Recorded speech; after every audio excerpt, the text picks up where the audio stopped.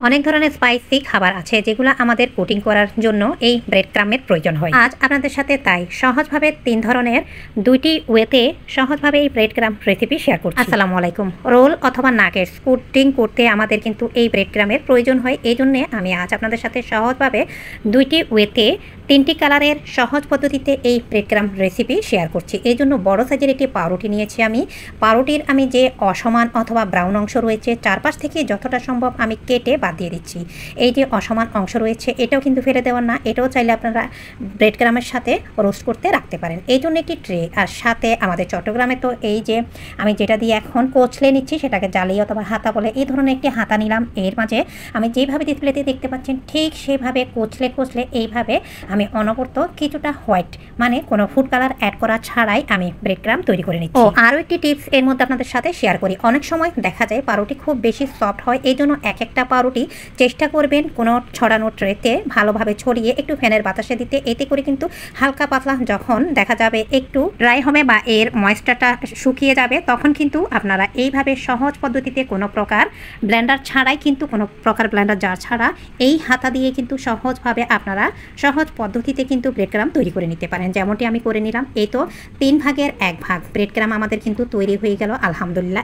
এই রেসিপিতে এইভাবে সহজভাবে বেশি পরিমাণ ব্রেড ক্রাম্ব বাসায় যদি আমরা একটু কষ্ট করে তৈরি করি তাহলে সেক্ষেত্রে অস্বাস্থ্যকর উপায়ে তৈরি করা বাজার থেকে কেনা ব্রেড ক্রাম্ব আমাদের আর কিনে ব্যবহার করতে হবে না। প্রথমে আমরা 3 ওয়েতে বলেছিলাম আপনাদেরকে এইভাবে ব্রেড ক্রাম্ব তৈরি করব। তো একটা ওয়েতে বা পদ্ধতিতে আমরা শুরুতেই ব্রেড ক্রাম্ব তৈরি করে একটা সাইডে রেখে দিলাম। এবার দ্বিতীয় ওয়েতে এবার আমি একটি ছোট এইভাবে ক্যাপসুল কাটার নিলাম। এর মাঝে আমি ভেঙে দিচ্ছি, দেখতে পাচ্ছেন এখানে কিছু পাউরুটিটা দিয়ে এর মাঝে অরেঞ্জ ফুড কালার দিয়ে দিচ্ছি। এই অরেঞ্জ ফুড কালারটা দিয়ে এবার আমি শুধুমাত্র যেভাবে আপনারা দেখতে পাচ্ছেন আলতোভাবে আমি একটু চাপ দেবো, খুব বেশি জোরে চাপ দেবো না। আর আজকে এই ব্রেড ক্রাম্বগুলি আমি কিন্তু একটু আস্ত বা একটু বড় সাইজের দানাদার রাখার চেষ্টা করেছি, কারণ এখানে আমি কিন্তু এই ব্রেড ক্রাম্ব তৈরি করার সময় 2-3টি টিপস অলরেডি আপনাদেরকে দিয়ে দিচ্ছি। যখন আমরা রোস্ট বা ড্রাই করব বা ভেজে নেব তখন দেখা যাবে এগুলো কিন্তু আরও বেশি পাউডার হবে। এই জন্য আমি কিছুটা আস্ত অবস্থায় রাখার চেষ্টা করেছি। এই তো আমাদের অরেঞ্জ ফুড কালার দিয়ে 2 ধরনের মোটামুটি এখন ব্রেড ক্রাম্ব তৈরি হয়ে গেল। এবার আমি খুলে সেটা একটা সাইডে রেখে দিচ্ছি।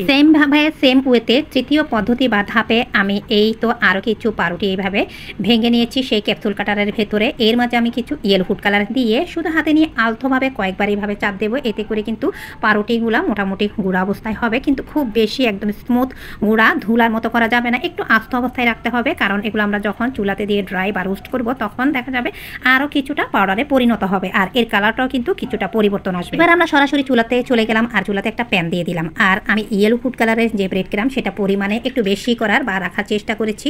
আমি এখন একটু এইভাবে মিশিয়ে নিচ্ছি। মিশিয়ে নেওয়া হয়ে গেলে এরপরে চুলার জালটা অন করে দেব। আর যখন তাওয়াটা খুব বেশি গরম হবে তখন চুলার জালটা আমি কমিয়ে দিয়ে অনবরত নাড়তে থাকবো। এই সময় কিন্তু নাড়াচাড়া বন্ধ করা যাবে না, এতে করে কিন্তু এর কালারটা ডার্ক বা পুড়ে যাবে। এতে করে কিন্তু আমাদের দেখা যাবে এই ব্রেড ক্রাম্বের সৌন্দর্য নষ্ট হয়ে যাবে। এই তো এর কালারটা কিছুটা পরিবর্তন এসেছে। এটা হচ্ছে ইয়েলো ফুড কালারের যে ব্রেড ক্রাম্ব সেটা সরিয়ে এবার আমি যেটা শুরুতে করেছিলাম যেটাতে কোনো ফুড কালার অ্যাড করা হয়নি সেটা রোস্ট বা ড্রাই করেছি। এই তো সেমভাবে যেটা অরেঞ্জ ফুড কালারের ব্রেড ক্রাম্ব সেটাও করে নিয়েছি। আপনারা চাইলে ওভেনও কিন্তু এইভাবে রোস্ট করতে পারেন। শুরুতে যখন চুলা অথবা ওভেনে দিবেন সেক্ষেত্রে দেখা যাবে এটা কিছুটা বাষ্প জমতে শুরু করবে।